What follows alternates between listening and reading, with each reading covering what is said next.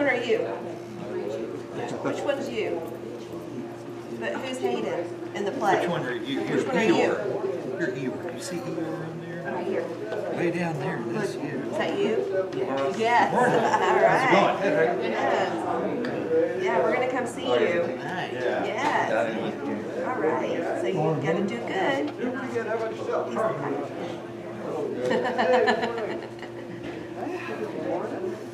He said good morning. You tell him good morning.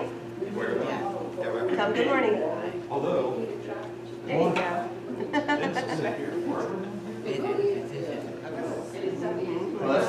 Are you staying for the potluck? Yeah, good. okay. Did you bring food? Yeah. What'd you bring? What'd you bring? Good food. Okay. Right. He's like, I brought good food. All right. Okay. And so there's Winnie the Pooh and Piglets. Yeah. Yeah, but you're Eeyore. So, One, Jake. so Russ, I asked him like, what y'all bring to the potluck? He goes, good food. He's like, Dad, good food. So if you taste it, it's good food. What's that? The last call. Oh, right. That's him. I'll ask you about that. Hayden, you're in the bulletin. That's Eeyore. You can talk about later. Oh, bother. Yeah, let me get on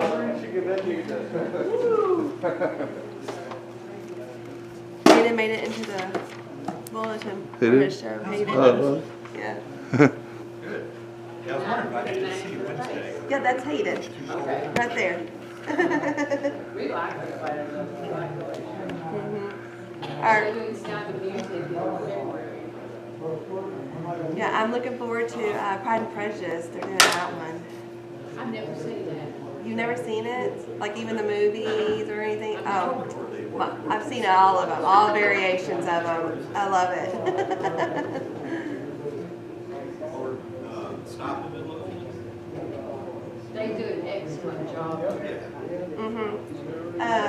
The Hunts, their daughter Lauren, she actually is part of the junior. She's tried out for some of the. I guess the last one we saw was Newsies. I love it. You like Newsies?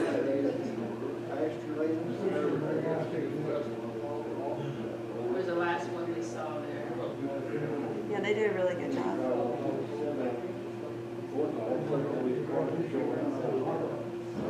Oh, make things ready. Hey, Johnny here? Now, this one was That's okay. I thought you did that with the strawberry cake.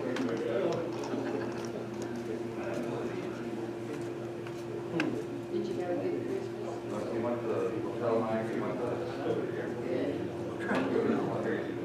We stayed home and I just took Christmas decorations. Didn't do anything.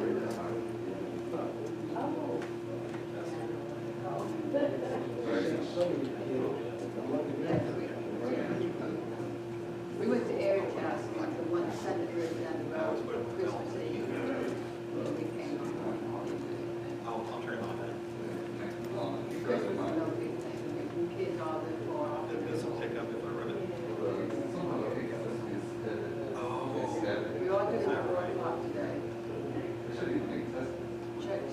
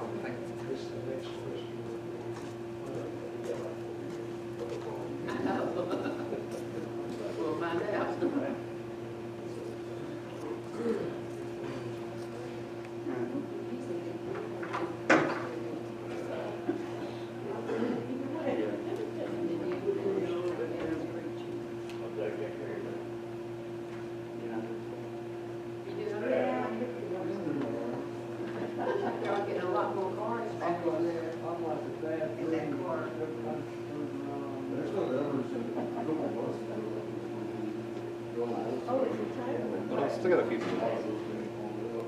Oh, he's getting ready. Good to see you. Good to see you. Are you one of the ones that is so perfect? Hey, how you doing? I'm doing good now. Hey, Ray. Russ, Russ Jones. I did, absolutely. He's gonna teach Russ. Warren's on vacation.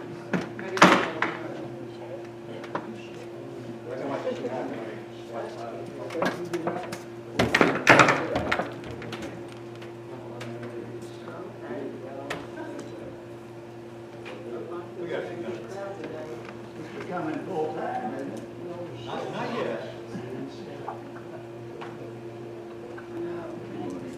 Here, get that thing.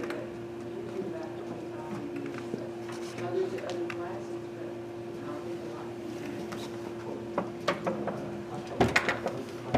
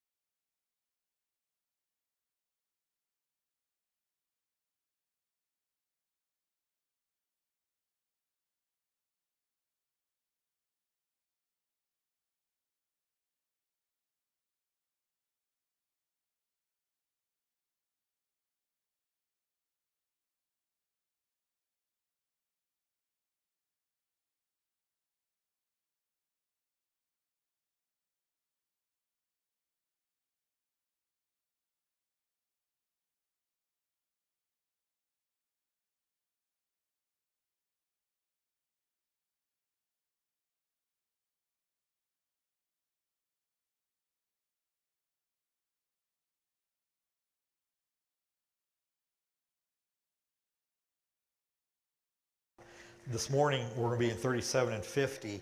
And as it turns out, it's another person in the Old Testament that's very prominent. The largest amount of space in Genesis for one person is this one, and that's Joseph. When you think of Genesis, who are the other patriarchs or characters that you think of?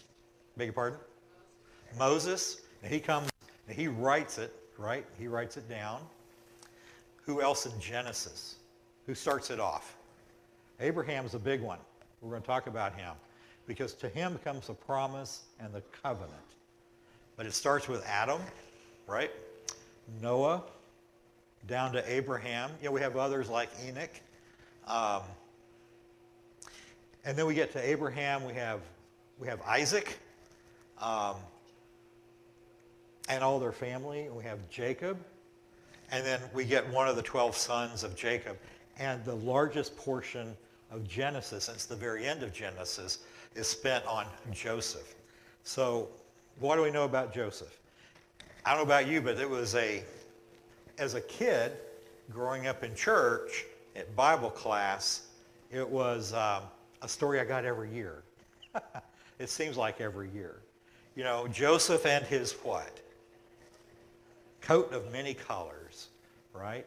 And then you get a little older in teenage, you hear about Joseph and whose wife? Potiphar's wife, yeah. You know, and that he resisted that temptation. And we also hear about, you know, the way he was blessed. He ends up ruling Egypt. But we're going to take the story a little different this morning, because sometimes when you revisit these old stories, it's things like, oh, I hadn't thought about that before. And maybe I had, and it's now coming to the front again.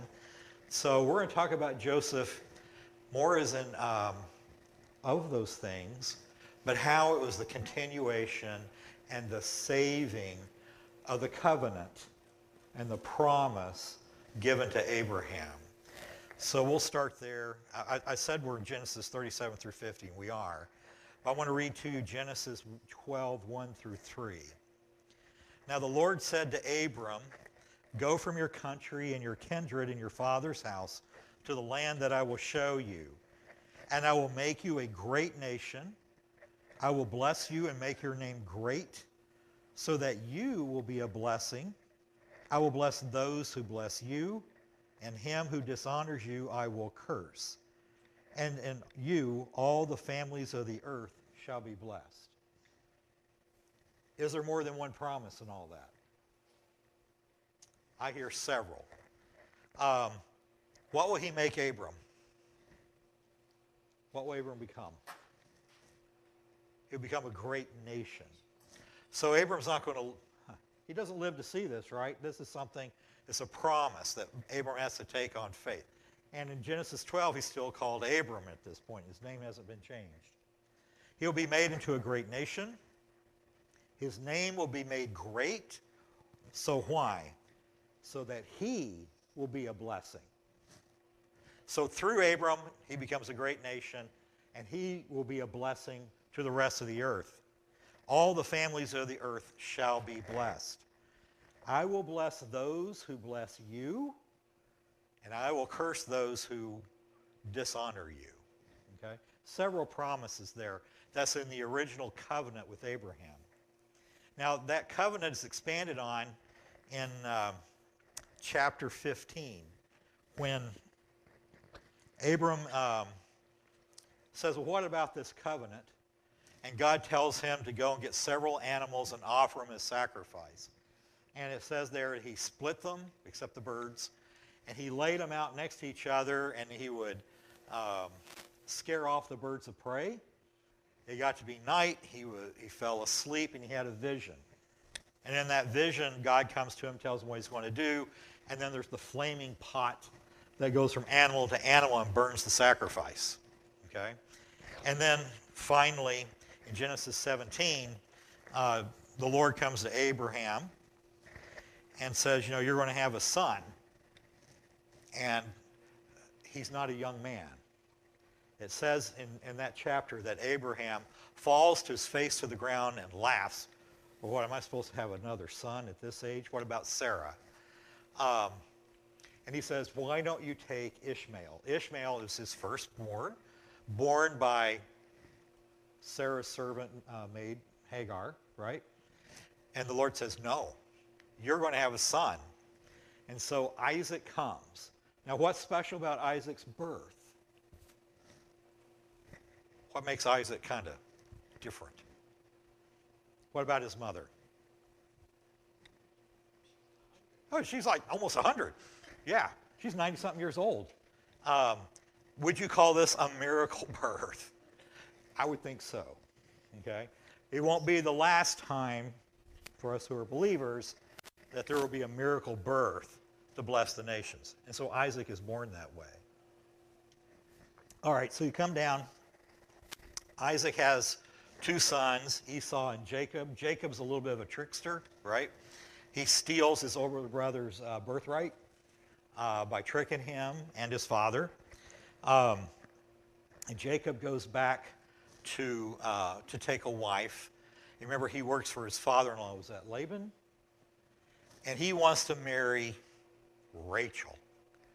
So he has to work all that time before he gets Rachel. And they have the wedding, and what a surprise. Laban wasn't the best father-in-law, or most straightforward father-in-law. He gives him Leah, and he marries Leah. So what does he have to do? Oh, speaking of Leah, so let's say Sid had to work an extra 7 years to marry Leah, or anyways, to marry Rachel.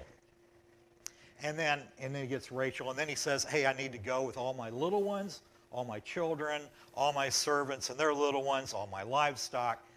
And his father-in-law says, sounds good to me. What do you want? He goes, let me take the speckled goats and the speckled sheep, and you keep the white ones and the black ones. And Laban says, great. And then Laban tells his servants, go get all the speckled ones and move them miles and miles away so he doesn't see them. Okay? What a great guy. Anyways, Jacob stays with him long enough till the flock is built up again. And he takes that as his flock and goes back and sees Esau, and he lives in the land of Canaan. All right, so that kind of brings us up here to about Genesis 37. And Genesis 37 is where Joseph, actually he's mentioned before, when Jacob is going back to the land of Canaan, he sends word to his brother Esau. He's not sure if his older brother is going to welcome him, right? So what does he do? He puts all his servants and their children in the front. And then after that comes Leah and her children. And at the very last is Rachel and Joseph and Benjamin. Okay? So he kind of keeps them back. You can kind of see a priority going on there. Esau sees them, extremely excited, and have a good reunion. That's when Joseph is first mentioned that I could find. So in chapter 37, we see Joseph as a 17-year-old. What's your opinions of 17-year-olds? How can they be? Leah? Not productive, okay. A little focused on what? Usually themselves, okay? We all went through it. I did.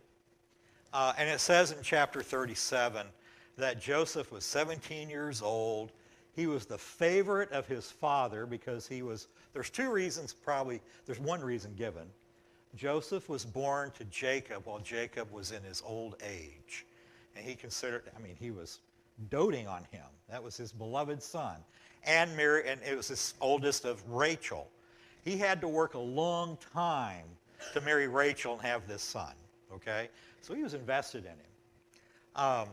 But it says in there, Joseph was out tending the herds with his brothers that had been born to the maidservants of Rachel and Leah. And he brought a bad report back to Jacob about them and the way they worked. All right, what does that do for family relationships? Younger brother tells on the older brothers, and he's the favorite. How does that make them feel? Resentful. Yes. And then he's a dreamer. He has dreams of different things bowing down to him, and he interprets it, and he tells his brother, I had a dream that all of you will be bowing down to me. How does that make him feel? This is the younger brother, right? In fact, it's such that even Jacob, his father, rebukes him. He says, who do you think you are? You're not up there, okay? But anyways, it says in the scriptures there that Jacob remembers that. All right.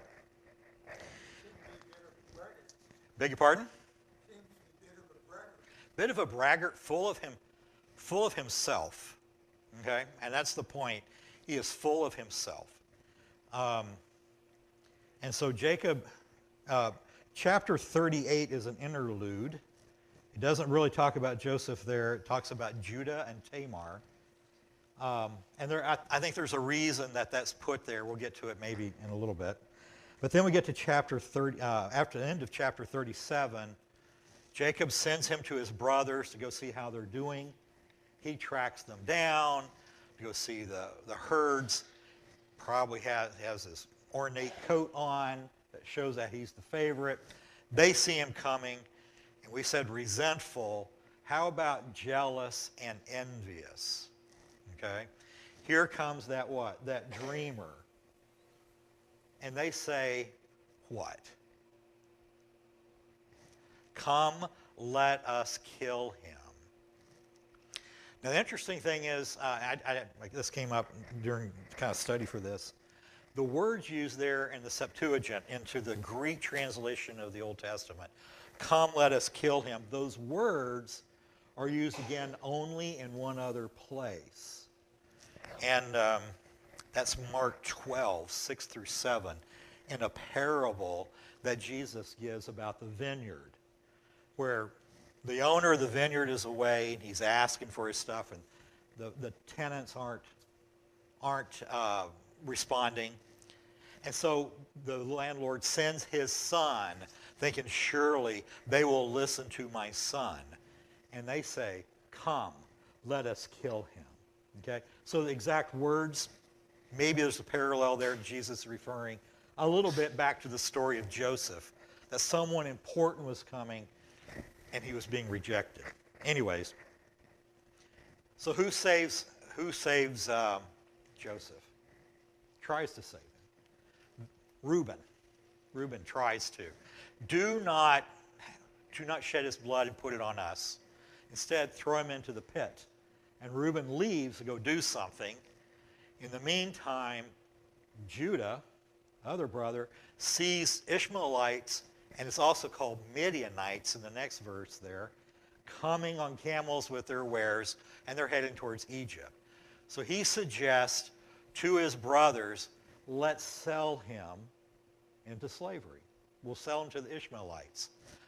Do you know what they get for selling their brother? Silver.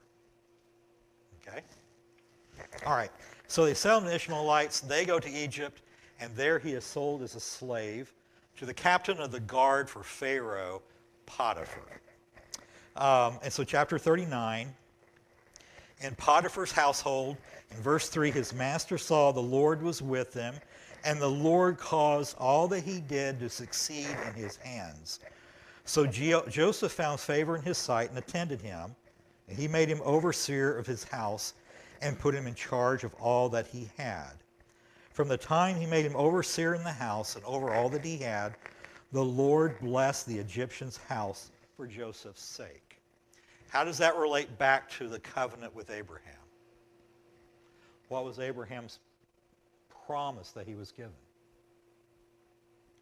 Those that bless you, what? I will bless. All right? So you see that happening in Joseph's life. He's blessing Joseph.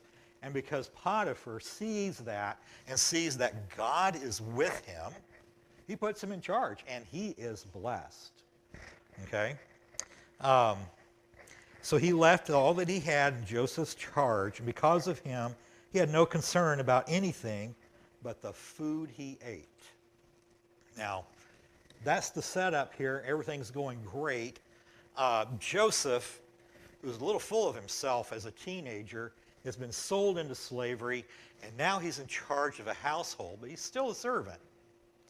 How does that jive with a dream that he had and apparently believed that his brothers would be bowing down to him? Does that sound consistent with what he thought was going to come? Would it be to you? No. This is a real turn, right? Still, things are going okay for him. He's not with his family. Now, where have we seen brothers betraying brothers before? Beg your pardon? Cain and Abel. Yeah. And why did Cain turn on Abel? Jealousy. Jealousy and envy. And the Lord, God even tells him, sin is waiting at the gate if you don't overcome this. Cain kills Abel. Now, Joseph's brothers don't kill him. They sell him into slavery. Now, Reuben had come back to the pit and go, where is he? Where is the boy? And they said, oh, we sold him. And so he participates in the cover-up where they take his robe, this thing they're jealous of, and they dip it in goat's blood and they tell Jacob, he's been torn to shreds, this is what we found. And Jacob mourns, right?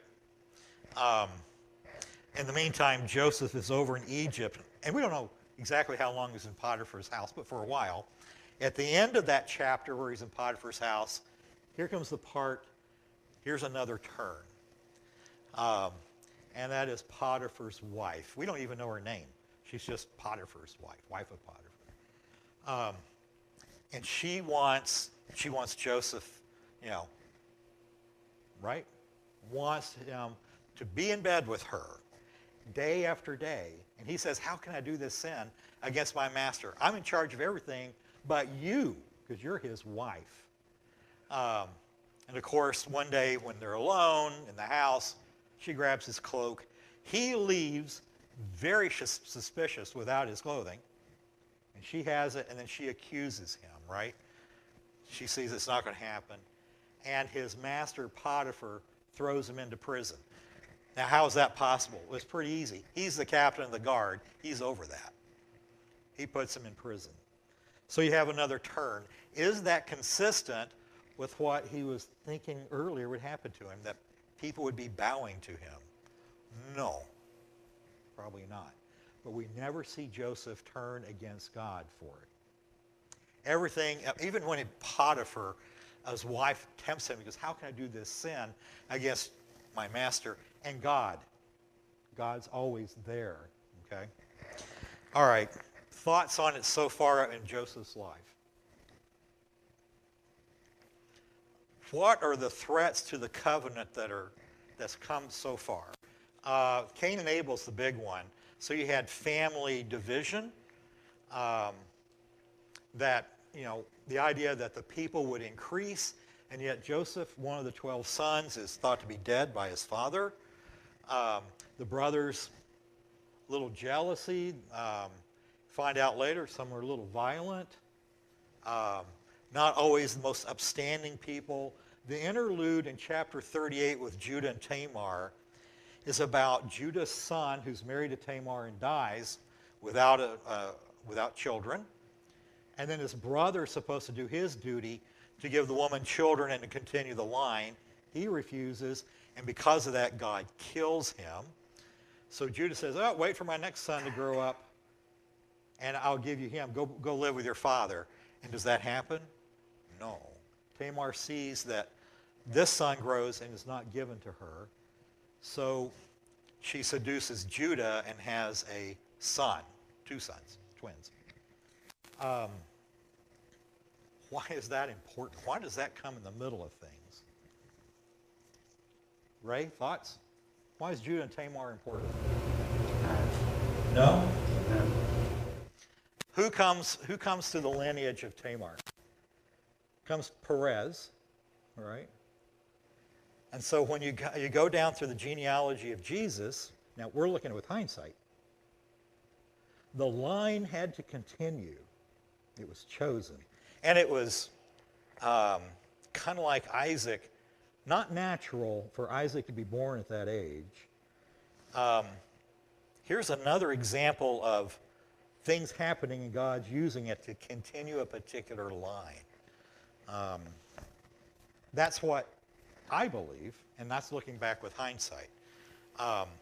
Judah, of course, recognizes Tamar as going, okay, he thought she had done something wrong. She presents the staff and the other signs that it was Judah that made her pregnant. And he goes, she's more righteous than me because I did not do what was right. All right, so that's that little interlude. The idea that the lineage must continue. But what else must continue? And that's the family. So we know where Joseph is. Joseph is where? In the prison. We later find out when he's restored, they bring him up out of the pit. So where is Joseph? Where's this prison located? Underground, down below. No, little light. Now he's blessed there. He's put as an overseer of the other prisoners, again. Right? And there's two prisoners in particular that are important. The cupbearer, the wine bearer for the Pharaoh, and the baker, right? They have dreams. He interprets it for them in 3 days. The cupbearer will be restored. The baker saying, oh, that was great. What about my dream? He goes, in 3 days, you'll be hung. You'll be killed. And they come to pass. And he asks the wine bearer, remember me when this happens to you in Pharaoh. So the cupbearer is restored, and the cupbearer does what? He forgets about it for 2 years. So Joseph is in Egypt for a number of years. It's Potiphar's house. He's in prison for years. Things are not necessarily looking up. And of all things, I'm going through this story. You guys remember this story, right? What does Pharaoh have? A dream. He has 2 dreams, right? Corn and cows. Sounds like he's in Iowa. So you have the plump corn, and then the really small ears, the skinny ears, overcome and basically meld and take over the plump ears, and they're just all nasty. And then you have the plump cows coming out of the river, and then here come the skinny cows and devour them, and it's just nothing but skinny cows. And Pharaoh is concerned enough about what this might mean. He wants an interpretation.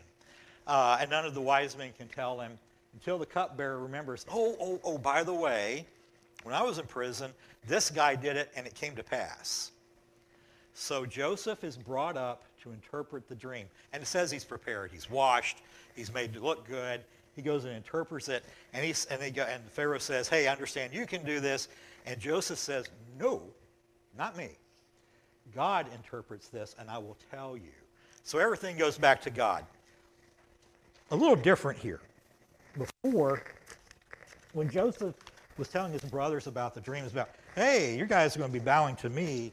Now it's about, this will be happening, and this will be God doing the interpretation, not me. All right. Here's the deal. What does Pharaoh have as proof that this interpretation is correct? He didn't know. He didn't know the dream. Yeah.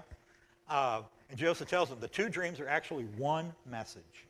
So it made sense, it says in the scripture, that Pharaoh and all his servants believed and thought it was good what Joseph said. Put overseers over the land, take 1/5 of every year's plenty, and store it up.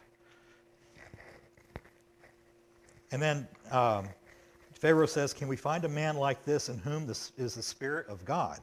Then Pharaoh said to Joseph, since God has shown you all this, there is none so discerning and wise as you. You shall be over my house, and all my people shall order themselves as you command. Only as regards the throne, I will be greater than you. And Pharaoh said to Joseph, see, I've set you over all the land of Egypt. Now that's a turn. That's a turn. Joseph is brought up out of the pit and not only restored, but exalted. Okay? Pharaoh gives him a new name. I can't pronounce it. Of interesting thing, the name has been interpreted by translators.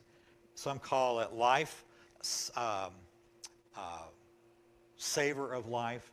Jerome, which is an old translator, as a Christian, translated it as Savior of the world, okay, with the idea that he was going to save everybody.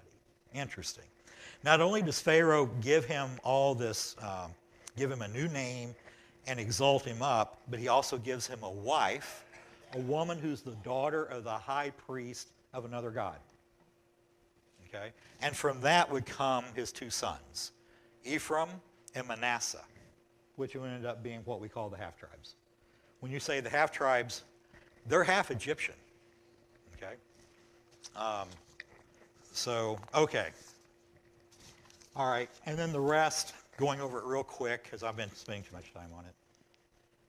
Joseph, there is a famine, right? There's a famine. It's going on for 2 years. We find that out when Joseph's brothers are sent by their father Jacob to Egypt to get grain, because everyone has heard there is food available in Egypt. It was not only Egypt in famine, but Canaan and that whole area was not being fed. Crops were failing, or they were much reduced. There wasn't enough grain. The only thing that was available was in Egypt, and Joseph was over it. Now, Joseph was a pretty good administrator, right? Because he tells the people of Egypt, all right, we've got this grain. You're going to buy it for this much, and all that will go into Pharaoh's treasures. And the next year they said, oh, we're out of money. He goes, that's okay. Your livestock will go into, we'll pay it that way. Well, we're out of money. Well, your land will. And as it turns out, Pharaoh, his treasure, what he owns, greatly increases because of the way Joseph administers the distribution of the food. Here comes his brothers. He recognizes them. They don't recognize him. Why wouldn't they recognize him? It's been a while. It's been a long time. Beg your pardon? Different name? That's a big one. Differently than they can remember. Yes. In fact, it says the Pharaoh gave him his signet ring and dressed him in robes. David? Jacob might have not been a full-grown man when he left. Now he is. True. And his brothers were probably already full-grown men, so their appearance may be a little more closer to what they looked like when he left. He, when he's introduced to us in 37, he's 17 years old. And then sometimes after that, maybe he was 19. But he filled out. And even then, when he was in Potiphar's house, he was known to be handsome. He was good appearance and good form. So he looked healthy. He looked different. And I think, too, he was dressed as an Egyptian. He was second in charge. Pharaoh put him in the second chariot to ride next to him. He was important. He was not something the brothers would expect. All right. So. Differences too, maybe? Oh, that's good. Let's bring that up. Were there grooming differences? Eventually, when Joseph sends his brothers back to go get Benjamin, and eventually they come back. Jacob didn't want to let Benjamin go, right? And Judah says, I'll be responsible here. As they're appearing, Joseph hears about it, has them wait, and sets up a feast, a special feast. And that surprises them. But it says there in the feast that Joseph ate here, the brothers ate in order of their birth. They were seated that way, which surprised them. And then the Egyptians over here ate by themselves because eating with the Hebrews was considered an abomination. They were pastoral shepherds. The Egyptians were cultured. There were different, the Egyptians looked at themselves as superior to these foreigners who came in from Canaan, these foreign poor people. So yes, I think there was a status difference, a grooming difference. Who knows? Maybe the brothers smelled like sheep. Of course, we always talk about the movies, and one of the impressions I have is their heads are shaved, and the Jews are not. They always have hair. Yeah. So even that could be, it can really change the way you look. And they stood out as different. Joseph probably did not by this point. Okay. So, Joseph goes through this whole thing about sending them back with their money home. Come back. They try to repay it. They bring Benjamin. He sends them home, and he tests them. They don't get far, and he's had his special cup put in Benjamin's sack, and he brings them back. And the interesting thing is the difference that occurs when Benjamin's at risk of not going home to see his father. And that's in chapter, I believe, 44, where Joseph does this whole ruse thing, tells his servant, his steward, put my cup there. Now go get them, search through it. And the brothers say, if you find the cup here, whoever has the cup is going to stay as your servant. And they find it in Benjamin's sack. Not a good point. Because what was their concern about Benjamin? What was Jacob's concern?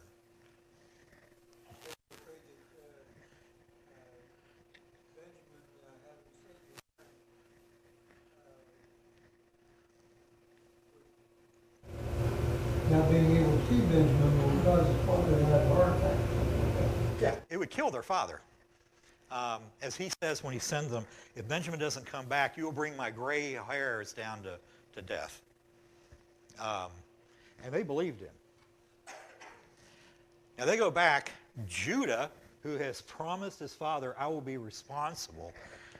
If it was the same Judah that had worked with Joseph, and Benjamin's of the same mother, the favored, it's a different Judah.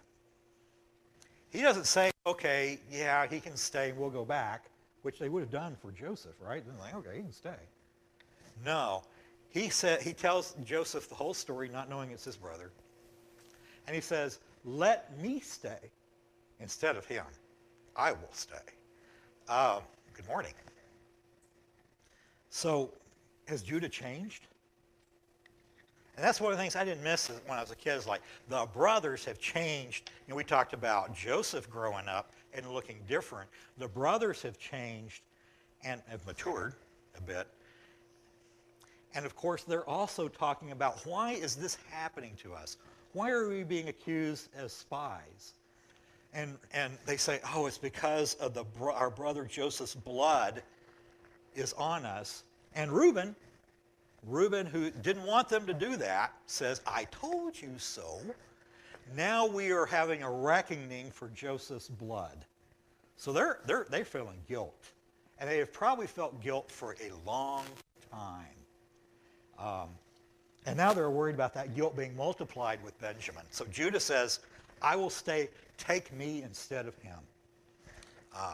If Benjamin has done this against you and deserves to be your servant, take me and I will be your servant. Now, what is that a prefigure, a foreshadowing of? Christ. And so Joseph is considered one of the first examples of the archetype of Christ.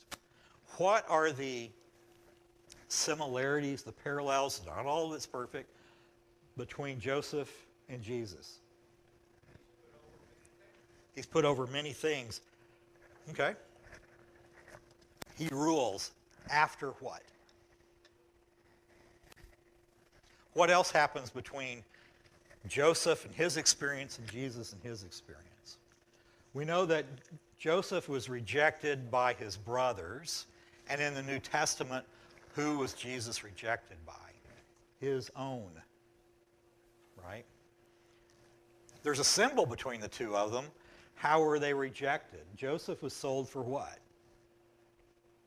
Silver. Jesus was betrayed for what? Silver. They were both sold, both betrayed. Joseph ends up in the pit for a good while, in the pit. And that's an image we use for Jesus after his death, right? He's buried. Both of them are raised. Now, one is raised to life, literally, Jesus. Joseph is raised to a new life, figuratively, as he's transformed from a prisoner to a ruler, and both of them are put over things. Joseph's story is repeated here and there.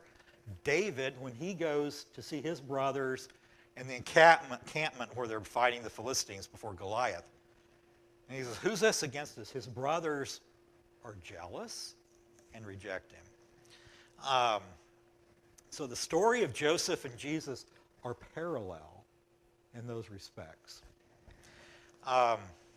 Another parallel that, well, we get in Genesis 49, Jacob pulls his sons together because he's dying to give them their blessing and foretell what will happen to them. And he goes through each of the sons and what basically their tribes will be. He starts off with Reuben. And Reuben, he says, "You're my oldest, you're my strength, and it will fade, and you will no longer be strong." Because Reuben had sinned against his father.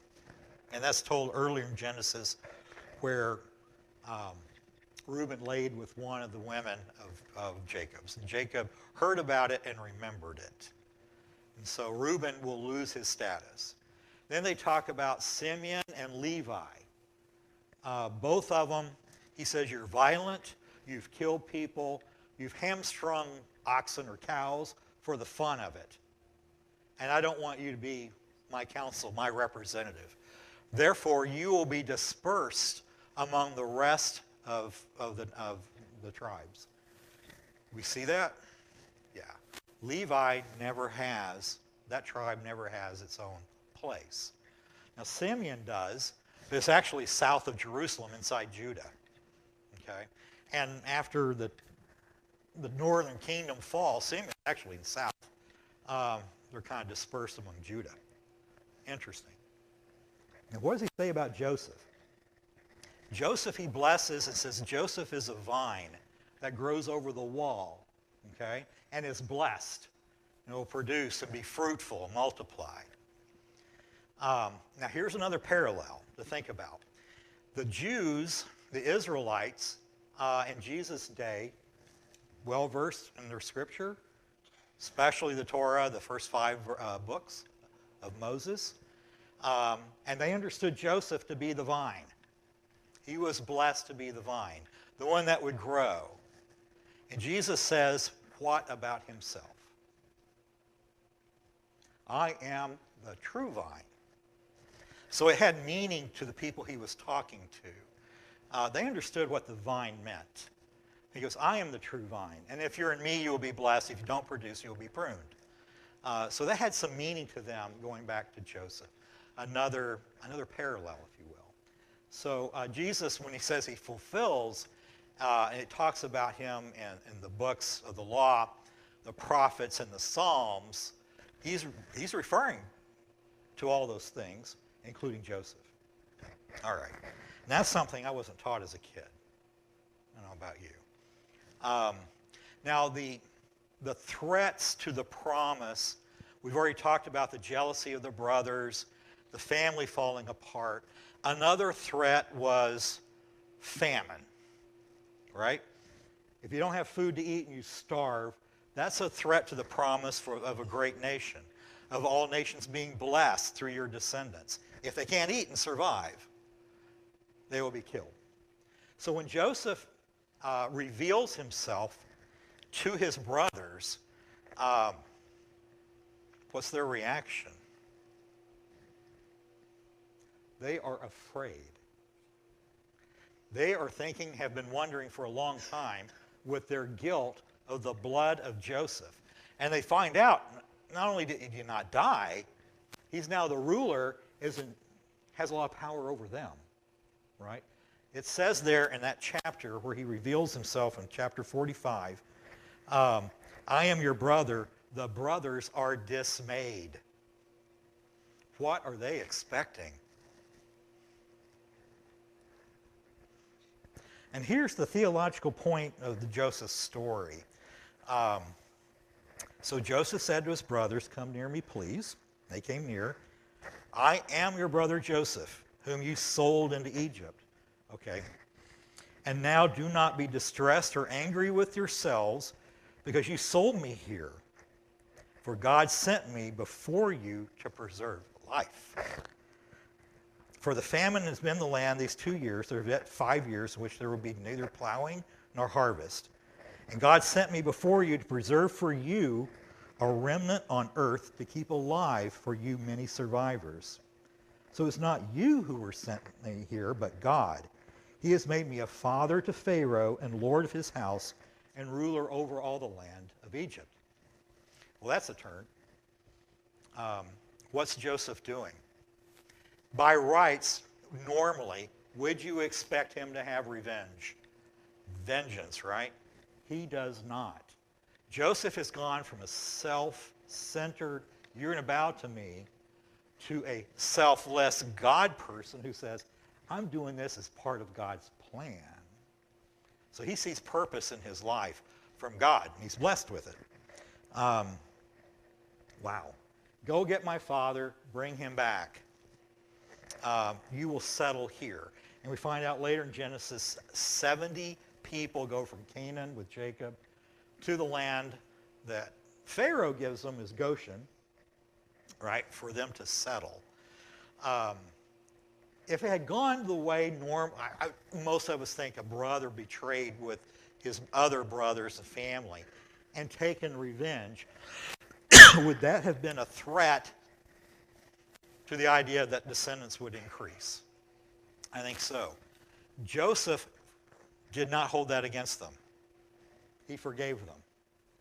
And he did what by doing so? He restored the family. Acts 2. Peter gets up and preaches and says, this was the Christ and you killed him. And what is their response?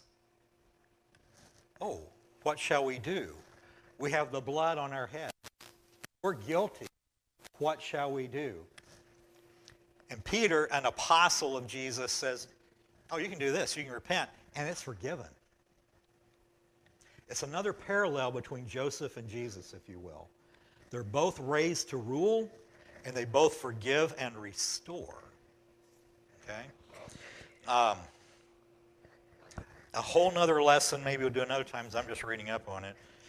The Samaritans were descendants of, they were a mixed group, right?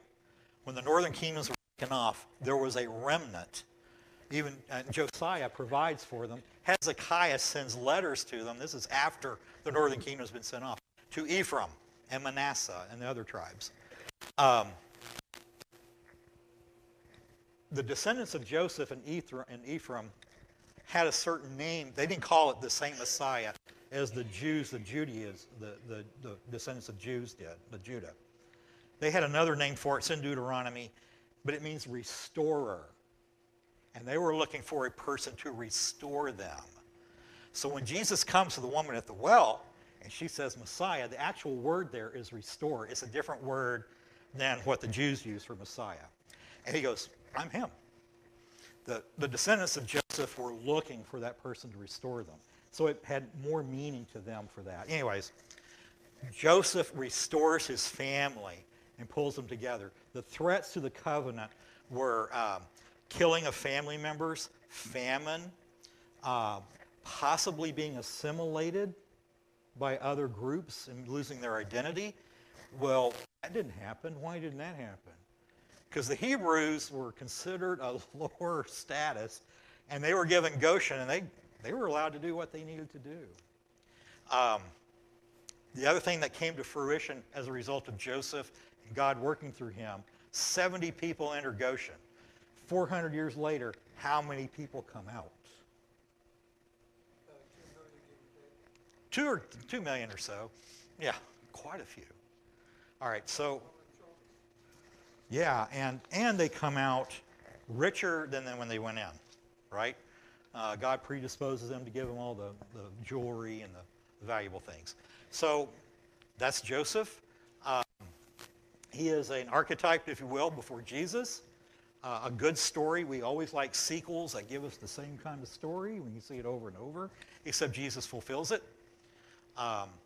Joseph was worked through by God to save things, turn things around, used evil that his brothers intended and produced good. You intended for me to be a slave. You intended to get rid of me. And yet God worked through me to save you. Interesting story. All right. Any questions or comments about that? I've been talking a lot. Sid? Nope. That meant no. David? Right? Okay. Carolyn?